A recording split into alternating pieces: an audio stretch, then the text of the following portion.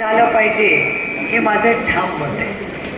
त्यामुळे सत्ता कधीही एका ठिकाणी केंद्रित होऊ नये हे माझं वैयक्तिक मत आहे. त्याच्यामुळे जर मी खासदार आहे तर खरंच जर एकदा तुम्ही मला खासदारकीला मतदान केलंय तर परत मी येऊन हा प्रचार करायचा का नाही, आणि इतके वर्ष मी का नाही केला याचंही कारण आहे. पण यावेळेस परिस्थिती वेगळी आहे. मला असं वाटत होतं की जसं आम्ही इंदापूरला करतो, इंदापूरला 2 कारखाने आहेत, दौंडला परिस्थिती तशी असते. अनेक वेळा आम्ही इलेक्शन्स करतो तेव्हा बिनविरोध करतो. याचं कारण असं की आमचा प्रयत्न असतो, भोरलाही तसं होतं की साधारणपणे इलेक्शनला टोकाची भूमिका कोणी घेत नाही, हे सहकार आहे. राजकारण बाजूला ठेवून शेतकरी केंद्रबिंदू ठेवून आपण इलेक्शन नाही जमलं तर नको करूया, पण सगळ्यांना एकत्र घेऊन शेतकरी केंद्र घेऊन आपला कारखाना चांगला चालला पाहिजे या मताची मी आहे. पण चर्चा मी अनेक दिवस ऐकत होते.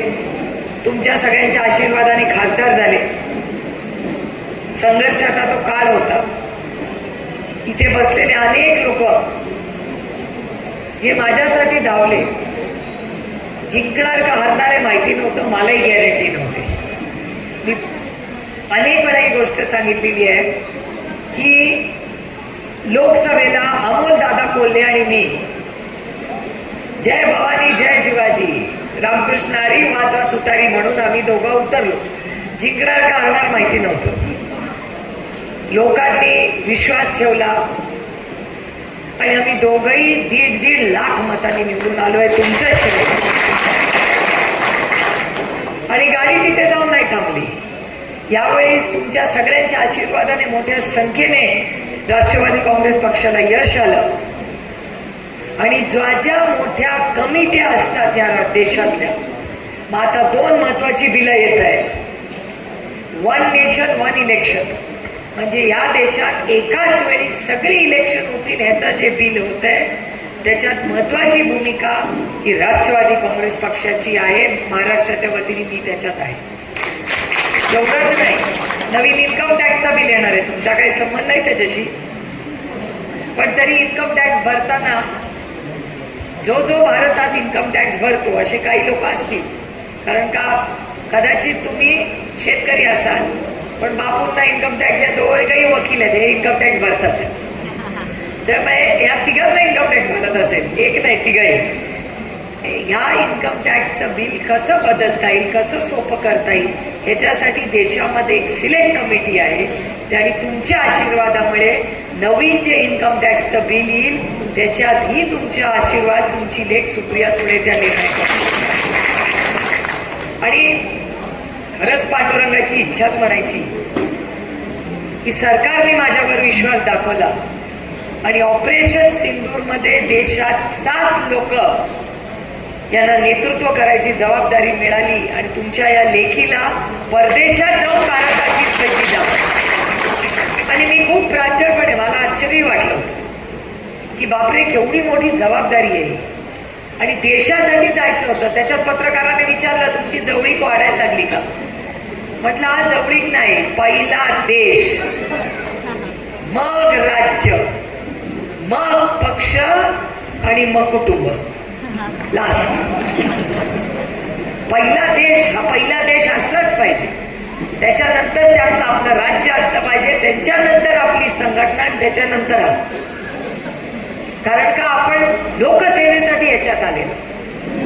हे इलेक्शन काय, मला तर मी तुम्हाला खरंच सांगते, माझी इच्छाच होती की इलेक्शन गुणागोविंदाने चर्चेतून मार्ग निघावा.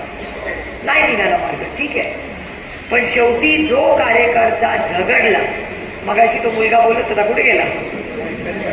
हा इथे बसला.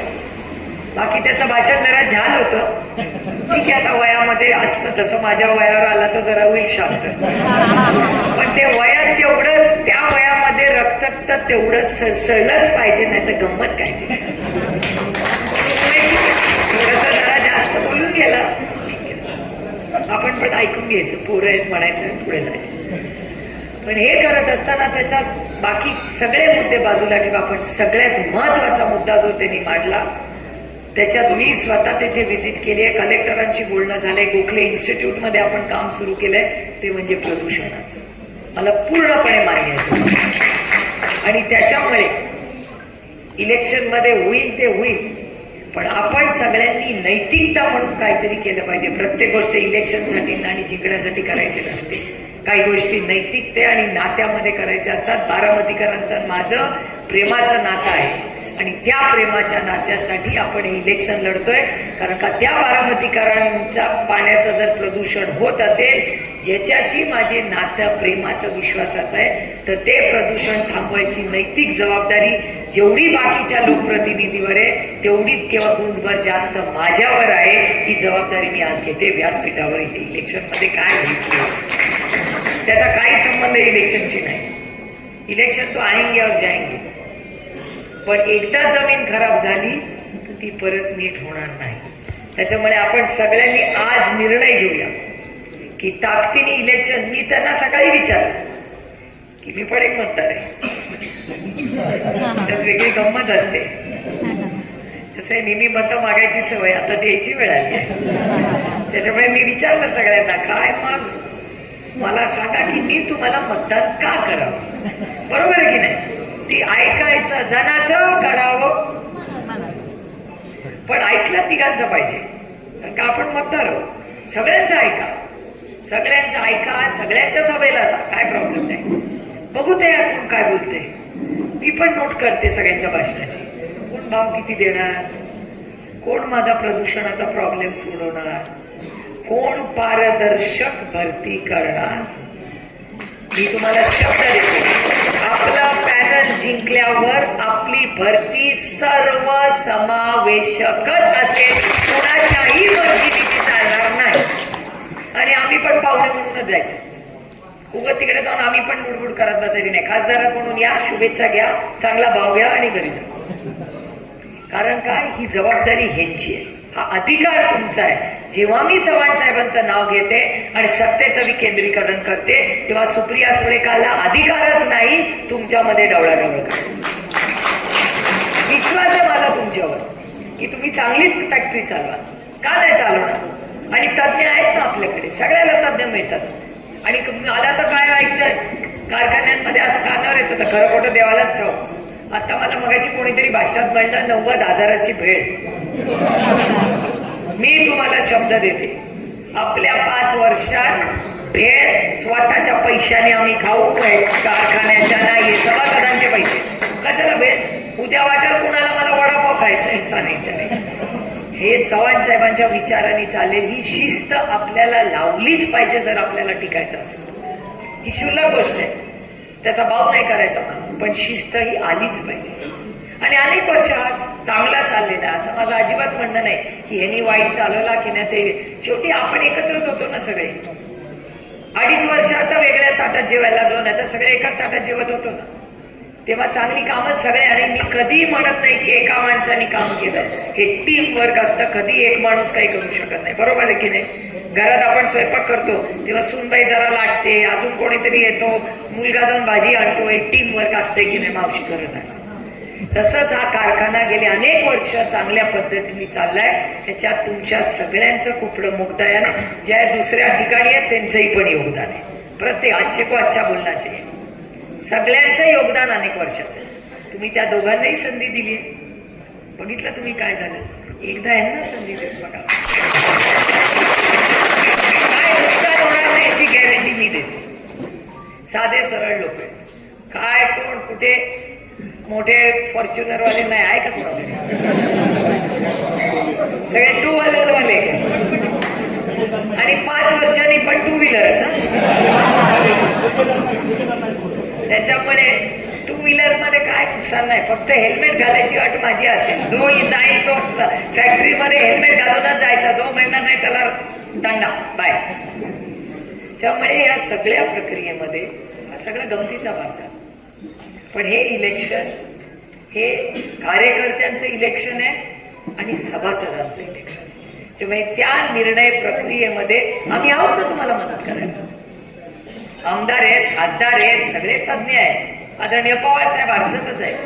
पण आम्ही सगळे असताना निर्णय प्रक्रियेमध्ये कारखाना तुम्ही जबाबदारीने चालवा. सभासद आहेत ना दरवर्षी प्रश्न विचारायला, काय सोडतात काय? सभेमध्ये धारेवर धरता की नाही तुम्ही व्यवस्थित? आणि तसंच असलं पाहिजे, ह्याला सशक्त लोकशाही म्हणतात. त्यामुळे आज तुम्ही सगळे युगेनच्या भाषणातही आलो की आम्ही चांगला भाव देऊ. गाड्या कुठे कुठे जातात बाई, हा काय काय बोलत होता, मला काही समजलं नाही. माझाच मतदारसंघ आहे, आम्हाला बदनामी मत करू. आणि या सगळ्या ज्या गोष्टी असतात ना, या सगळ्या गोष्टी काही दिवसांनी असं वाटतं कोणी मायने नाही लागतात. कारखाना सन्मानाने चालला पाहिजे, तुमच्या खिशात 2 पैसे पडले पाहिजे आणि कारभार पारदर्शकच असला पाहिजे. डिस्टलरी करा, वाढवा, काय करा, ही कुणाची वैयक्तिक मक्तेदारी नाही, ही सेवा आहे. सहकार चळवळ ही कैलासासी यशवंतराव चव्हाणांचं स्वप्न आहे आणि ते आजही आपण इथे जिवंत ठेवलं, याचा सार्थ अभिमान मला आहे. त्याच्यामुळे आपण सगळ्यांनी चांगला भाव, शिक्षण संस्था, आता तुम्ही बघा, मगाचपासून सगळे म्हणताय, मी अनेक वेळा लोकांना एक गमतीची गोष्ट तुम्हाला सांगते. ऍक्च्युली मला आता आठवली, मी साऊथ आफ्रिकेला होते ना, साऊथ आफ्रिकेला एक माणूस माझ्या समोर आला आणि म्हणला, तुम्ही पण खासदार आहात, इंग्लिशमध्ये म्हणलं की तुम्ही पण खासदार आहात का? म्हटलं हो. कोण कोण खासदार आहेत? हे आम्ही सगळे. अच्छा अच्छा, कुठल्या भागातून येतात? म्हटलं मी मुंबई, महाराष्ट्र, माझ्या मतदारसंघात मुंबईच्या जवळ येतं, त्याला काय माहिती पुढं कुठे काय काय? म्हटलं आपले महाराष्ट्र. म्हणलं आय डोंट नो. तुम्ही म्हणलं मी महाराष्ट्रातली. म्हटलं अच्छा अच्छा, Maharashtra, okay. Mumbai, okay okay. म्हटलं you know Poona? I said yeah I know Poona. She said अच्छा, विच इज युअर कॉन्स्टिट्यूट, म्हणजे तुमचा मतदारसंघ कुठला? तर मी म्हटलं बारामती. ते म्हटले अरे तिथून तर शरद पवार लढायचे. मला शॉक बसला, ऍक्च्युली शॉक बसला मला. मी त्याला विचारलं how do you know Sharad Pawar? He said मी पुण्याला आलो होतो, मी एक जर्नलिस्ट आहे आणि मी इंडिया खूप वर्ष फॉलो करायचो, त्याच्यामुळे मी पुण्याला आलो होतो आणि इथला स्थानिक साऊथ आफ्रिकाचा जो पेपर आहे त्याच्यासाठी मी शरद पवारांचा मुख्यमंत्री म्हणून इंटरव्ह्यू घेतला होता. म्हटलं आहोत. ते म्हणले तुम्ही त्यांना ओळखता का? म्हटलं माझे वडील आहेत. ते म्हणले व्हॉट, अनबिलिव्हेबल. म्हणजे मला विश्वासच बसत नाही गोष्ट की ते अनुराग ठाकूर उभा होता. मी अनुरागला म्हणलं अनुराग भैया look what this guy saying यार. अनुराग म्हणला रिपीट रिपीट. अनुराग ने सांगितलं, Anurag said I can not believe कि साउथ अफ्रीका में जाके हम लोग एक प्रेस कॉन्फ्रेंस करें, यही आदमी मिले और वही पढ़े कि बाबा का इंटरव्यू इसने 25 साल पहले पुणे में लिया था. ते अनबिलिव्हेबल. परवा एक गंमत हलक्या फुलक्या म्हणून सांगते. परवा एक मोठे खासदार, मी आणि एक माणूस असे इंडिगोच्या फ्लाईटने दिल्लीवर नेत होतो. तो बाबा इंडियन आहे पण चायनाला राहतो. तो आम्हाला घ्या. मग त्याच्या लक्षात आलं की हे दोघं जरा पॉलिटिकल दिसत आहेत. तो आम्हाला म्हणतो की तुम्ही दोघं राजकारणात आहात का? आम्ही म्हणलं राजकारणात आहे. म्हटलं अच्छा, कुठल्या पक्षात, काँग्रेस का बीजेपी? माझ्या शेजारची व्यक्ती म्हणाली की एनसीपी. त्याच्यावर तो माणूस म्हणला हो शरद पवार पार्टी. काय त्या माणसाला बोलले नाही याला नाही याला, मी आपलं सरळ बघितलं. त्याच्यामुळे एक शेवटी ह्या सगळ्या ज्या गोष्टी असतात, ही कामं असतात, ही नाती असतात, कधी राजकारण बाहेर घेऊन एक व्हिजननी बघायचे असतात. हे कारखाना आज आपल्या हातात, आपण त्याचे स्टेक होल्डर्स आहोत. आपण आत्ता त्याची आपल्यावरती जबाबदारी. हा कारखाना पुढचा 100 वर्ष चालला पाहिजे, आपण आत्ता त्याच्यात आहोत. पुढचे 25-50 वर्ष हा कारखाना कसा चालेल त्याच्यासाठी आपल्याला आत्तापासून त्याच्यात लक्ष घातलं पाहिजे. त्याच्यामुळे हा पारदर्शक कारभार. आता मगाशी मला कोणीतरी सांगितलं त्यांनी कसलं तरी ऍप विकत घेतलंय. कसलं ऍप घेतलं होतं मगाशी मला कोण म्हणलं की तो ऊस तोडणीचा. ऊस तोडणीसाठी एक सिस्टम सोमेश्वर कारखान्याने लावली असं मला करेक्ट. सोमेश्वर कारखान्याने लावली आहे, ती आपल्याला मालेगावला आणायची आहे असं त्यांनी सांगितलं. करूया. नवीन तंत्रज्ञानाचा वापर, एआयचा खूप उल्लेख त्यांनी केला. आजकाल आदरणीय पवारसाहेब आणि माझे प्रताप काका एआय शिवाय काय बोलतच नाही. जणू काय आमच्या आयुष्यात दुसरं काही राहिलंच नाही. AI AI AI. म्हणजे काय बाबा हे दोघं एआयच्या मागे हात धुवून लागले. एआयच्या माध्यमातून या जगामध्ये जे काही होत आहे आणि सगळ्यात महत्वाचं म्हणजे क्रांती ही शेतीमध्ये होणार आहे. तो बदल आपल्याला आपल्या सगळ्या कारखान्यांमध्ये एआयच्या माध्यमातून करणार आहे. आपलं पाणी वाचणार आहे, आपला खर्च कमी होणार आहे आणि आपल्याला 2 पैसे जास्त मिळणार आहे. आता एआय मध्ये सगळ्यात जास्त या देशात लक्ष कोण घालते तर शरद पवार आणि प्रताप पवार, आणि त्या बिचारे राजू दादाच्या मागे लागून करतायत. आता मगाशी यांनी उल्लेख केला ऍग्रिकल्चर ट्रस्टचा. ऍग्रिकल्चर ट्रस्टमध्ये कैलासवासी आप्पासाहेब पवारांनी, माझे काका, त्यांनी प्रचंड त्या काळात योगदान केलं आणि त्याच्यानंतर राजूदादांच्या प्रयत्नातून खूप मोठी क्रांती झाली. त्याच्यात खूप मोठे सायंटिफिक तंत्रज्ञानाचा उपयोग हा शेतकऱ्यांनी पण करावा, हा असा नाही. आणि तुम्ही एआयचा उपयोग करा. चॅट जीपीटी बघता का सगळे? किती लोकांना चॅट जीपीटी माहितीये? अरे बापरे, पोरं हातवर करतायत, ही महिला पण हातवर. ते चॅट जीपीटी काय सांगते? आपल्या मोबाईलमध्ये आज घरी गेल्या चॅट जीपीटी डाउनलोड करा. ते मराठीत पण येतं. त्या चॅट जीपीटीला विचारा, माळेगाव साखर कारखान्याचा भाव किती? पटपट पटपट उत्तर देते. चॅट जीपीटीचा चेअरमन कोण? पटपट उत्तर देते. आणि कशाचंही, आज ट्रम्प कुठे आहे, आज इस्रायलला कोणी अटॅक केला. चॅट जीपीटी हा तंत्रज्ञानाची मोठी क्रांती. ती क्रांती पुढे नेण्यासाठी शिक्षणची जी संस्था साहेबांनी इंजिनिअरिंगची सुरू केली ना, आता विद्याप्रतिष्ठानमध्ये सगळ्यात जास्त काम कुठलं चाललं असेल तर ते एआय वर काम चाललं. त्यामुळे बारामती नेहमी या देशाच्या पुढे, देशात केंद्र सरकारने जेव्हा बजेट अनाऊन्स केलं त्याच्या आधी बारामतीमध्ये एआयची लॅब होती. हे वास्तव आहे या देशाचं.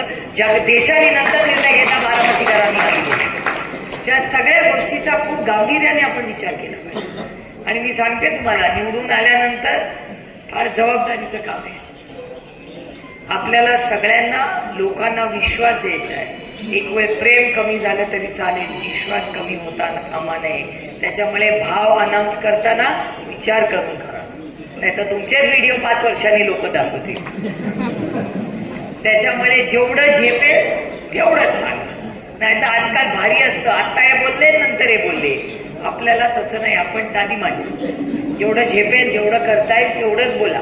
प्रत्येक मतदाराच्या दारात जा, त्याला हाय सुद्धा विनम्रपणे सांगा की आमच्या पॅनलला का मतदान करायचं. त्यामुळे माझा विश्वास आहे की आपल्या या पॅनलला साधे जुदे लोक आहेत सगळे. आणि मी अण्णांची भाषणं बघते आजकाल. गेले बरेच दिवस मी अण्णांना फॉलो करायला लागले. जन्मापासून त्यांना बघते, घरी मी जाते त्यांच्या खूप वेळा, तेही माझे लाड करतात. पण ते बोलतात खूप कमी.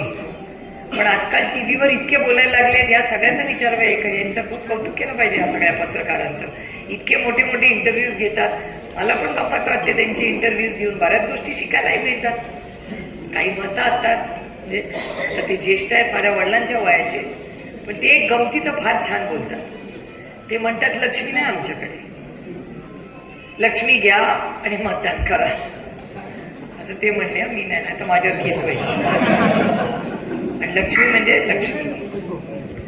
लक्ष्मी ही महत्वाची आहे, पण आपल्याकडे सरस्वती आहे.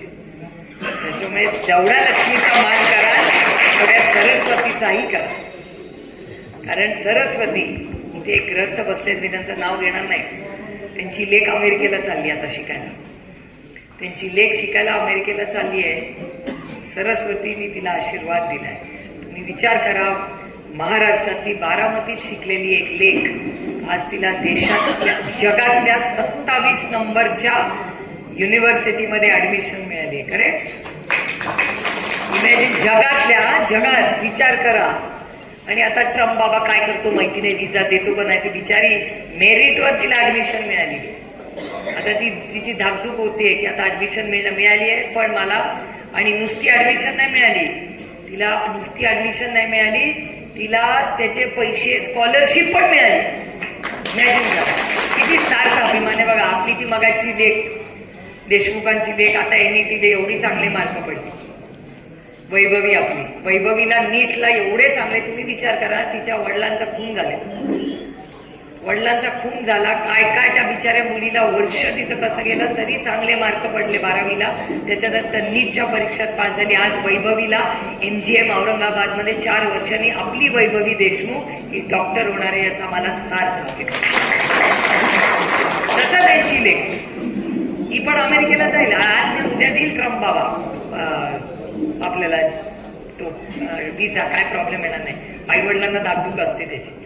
पण ह्या सगळ्या लेखी आणि आपली मुलं जी शिकतात. काल मी कुठे गेले होते, परवा पाऊस पडला होता तेव्हा काटेवाडीला, काटेवाडीच्या इथे अलीकडे आपण गेलो होतो ना, तिथे लिमटेकला तो मुलगा भेटला होता मला. 2 भाऊ 6 मुलं आहेत, आठवतं त्यांच्या घरांमध्ये. लिमटेकला खाली ते मला म्हणले की मी इंजवडीला असतो, इथे नसतो. म्हणजे इंजवडीला काय करतो, नोकरी करतो. बायको नोकरी करतो. दोघांचा पगार मी सांगणार नाही, मोठा पगार कमवतात दोघं. मला आनंद वाटला. ते म्हणले पण आम्ही दोघं पुण्यात असतो. माझा एक भाऊ कॅनडात असतो, दुसरा भाऊ अमेरिकेला असतो, तिसरा भाऊ ऑस्ट्रेलियाला असतो. म्हटलं तुम्ही 6 भावंडे इंटरनॅशनल कशी काय एवढी? ते म्हणले आम्ही इथे विद्याप्रतिष्ठानला शिकलो आणि आज एवढे चांगले शिकलो आणि आज आम्ही एवढे लिमटेकची 6 मुलगे आणि त्यांच्या ज्या काही सुना लेकी आहेत त्या सगळ्या शिकल्या आहेत. मुलगी पण शिकली, मुलगा पण शिकला आणि सगळे परदेशात आज काम करतात. बारामती का नाम एवढी आम्ही माहिती तुम्ही शिक्षण आणि कारखाना. मी तुम्हाला शब्द देते, हे जरूर रेकॉर्ड करून ठेवा की हा कारखान्याचा रिझल्ट लागल्यानंतर या शिक्षण संस्थेमध्ये ज्या ज्या गोष्टी सुधारण्याच्या सारख्या आहेत त्या पूर्ण ताकदीने आपण करू आणि तिथल्या प्रत्येक मुलीला आणि मुलाला इंटरनॅशनल दर्जाचं शिक्षण, म्हणजे इंजिनियर तर होतीलच पण त्याच्याबरोबर व्हॅल्यू ॲडिशन आज जी लागते, ज्या कृत्रिम बुद्धिमत्तेबद्दल मगासपासून युगेन बोलत होता, त्याच्यातही वाढ आणून आपल्याला काय करता येईल याच्यासाठी पूर्ण ताकदीने आपण करू. त्या नुसत्या बिल्डिंग्स नाही आहेत, ते तुमच्या सगळ्यांचे कष्ट आहेत त्या बिल्डिंग. त्यामुळे फार हे इलेक्शन अति आत्मविश्वासात पण घेऊ नका. मी स्वतः जेव्हा लढले ना 24 तास एवढंच करायचे. पण टीव्ही नाही बघायचा, बोलायचं नाही, एकच लक्ष तुतारी. प्रत्येक मतदारापर्यंत जा, विनम्रपणे हात जोडा. का त्यांनी तुम्हाला मतदान केलं पाहिजे हे त्याला समजून सांगा. मतदार राजा फार हुशार असतो, त्याच्यावर विश्वास ठेवू नका. आणि जर तुम्ही सगळ्यांनी चांगला शब्द त्यांना दिला तर माझा विश्वास आहे की हे जे बळीराजा सहकार वाचवा पॅनल आहे, सहकार हा वाचलाच पाहिजे. हा मताजी सहकार जगलाच पाहिजे, टिकलाच पाहिजे. कारण जरा लोकांना आवडत नाही माझं हे भाषण, पण मी काही गोष्टींच्या प्रायव्हेटायझेशनच्या विरोधात आहे. IDBI सारखी बँक अतिशय चांगली चाललेली आहे, ती विकायचा घाट केंद्र सरकार करते. मी ताकदीने त्याचा विरोध करते. काही गरजच नाहीये ना. घरात चांदीच्या वस्तू कशासाठी आपण गेलो? अडचणीच्या काळात विकण्यासाठी. आज देश अडचणीत नाही आहे ना, मग कशाला तुम्ही विकता IDBI? त्याच्यामुळे या मताची मी सहकार चळवळ जगली पाहिजे, कारखाने चांगले चालले पाहिजेत आणि त्याची मालकी ही शेतकऱ्याच्याच सातबाऱ्यावर असली पाहिजे. याच्यासाठी आपण त्यामुळे तुम्ही सगळं लक्षात ठेवा की हा सहकारी माळेगाव असेल, सोमेश्वर असेल, छत्रपती असेल, हे सगळे कारखाने. मी छत्रपतीत पण कधी लक्ष नाही घालायचे. काय काय झालंय तुम्ही ऐकले सगळं. आता खूप अपेक्षेने लोकांनी मतं दिली आहेत. माझी बापूंना विनंती आहे की चांगलं चालवा बाबा, आणि जी काय मदत केंद्र सरकारमधून लागेल ती आम्ही सगळे करू ना, काय अडचण नाही. त्याच्यामुळे आणि कामं होतात. विरोधात असली ना तरी कामं होतात. कारण का त्यांना कटकट करणारा खासदार नको असतो. तू रोज तिकडे येऊन काहीतरी बोलत बसेल, त्याच्यापेक्षा घे बाबा काम पूरक आणि जा बाबा इकडे. त्यामुळे असं काही नसतं. आपण जर चांगलं काम केलं तर मदतीला लोक उभे राहतात. मी त्याची काही काळजी करू नका. आपण ताकदीने पारदर्शक कारभारासाठी आणि शेतकऱ्याच्या आणि कामगाराच्या हितासाठी तुतारी त्या शेजारी शिक्का मारायचा, नाही का, आता बटन नाही दाबायचं, शिक्का मारायचा. आणि शिक्का मारताना आपण सगळ्यांनी कसा मारायचा वगैरे ते व्यवस्थित सगळ्यांना सांगा. Panel to panel, correct. सगळे तुतारी ही 20 वेळा मला पण प्रॅक्टिस करायचं, मला पण मतदान करायचंय 22 तारखेला. त्यामुळे ते सगळं जाताना व्यवस्थित लोकांना समजून सांगा. जे काय बाकीच्या तुम्हाला सगळ्यांना फिरायचं आहे किंवा काय करायचं आहे, सगळ्यांनी जे कॅन्डिडेट आहेत त्यांना कॅन्डिडेट म्हणून जबाबदारी द्या. बाकीच्या सगळ्या सहकाऱ्यांनी त्यांना कशी ताकद मिळेल याच्यासाठी ग्रुप्स डिवाइड करून आपापल्या जबाबदाऱ्या घेऊन आपापल्या भागात फिरा. 3 दिवस मला वाटतं सगळ्यांचा सगळा दौरा आहे. नंतर तुम्ही 3 दिवस सगळे आपापसे फिरा.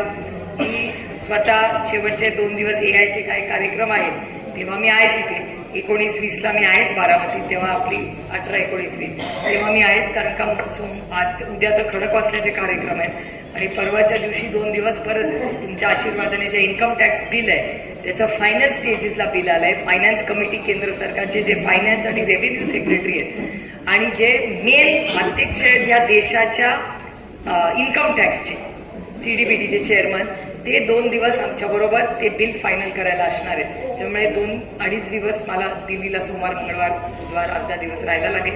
ते करून मी येईन, पण ताकदीने. मला फक्त या इलेक्शनमध्ये काय गंमत वाटते माहिती का, हे इलेक्शन कार्यकर्त्यांचं आहे.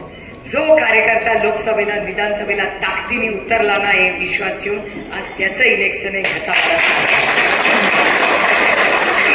कोणी इथे कोणीच नाही. हे सगळे कष्ट करणारे 2 व्हीलरवाले कार्यकर्ते.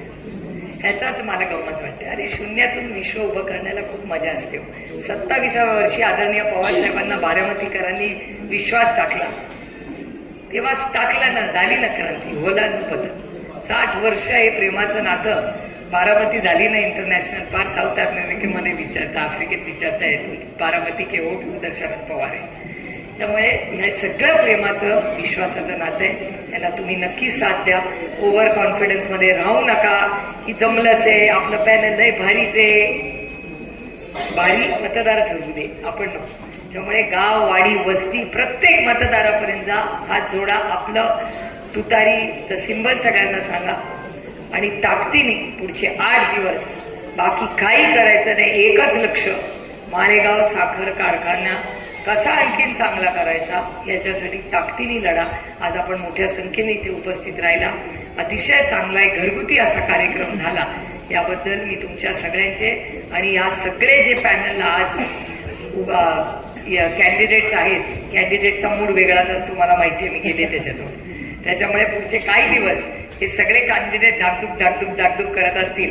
काही नाही हो, दिल खोल के एन्जॉय करो इलेक्शन, उसी में तो मजा आहे. त्यामुळे आपण चांगल्या कामासाठी निघालोय असं समजा आणि 8 दिवसात जे काय तुम्हाला करायचं आहे ते सन्मानाने करा. डोक्यावर बर्फ, तोंडात साखर. आता नाही 5 वर्ष आपल्याला साखर पाहिजेच 5 वर्ष. त्यामुळे हे सगळं करून सगळ्या मोठ्यांचा मान सन्मान करून, छोट्यांचे लाड, मोठ्यांचा मान सन्मान करून आजपासून प्रचाराला लागा. एवढीच विनम्र विनंती करून आपली रजा घेते. जय हिंद, जय महाराष्ट्र, जय आघाडी.